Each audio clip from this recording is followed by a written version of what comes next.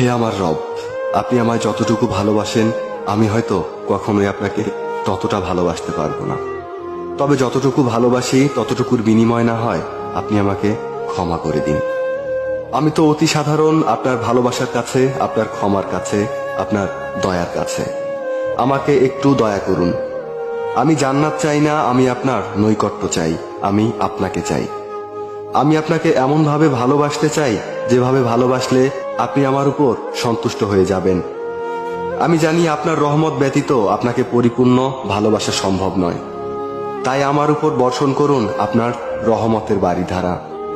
আপনিই তো জানেন আমার সবকিছু, আমার সকল গোপন পাপ, পৃথিবীর কেউ না জানা আমার সকল অন্যায়, আমার নিজের নফসের উপর আমার জুলুম, এ সবকিছুই তো আপনার জানা।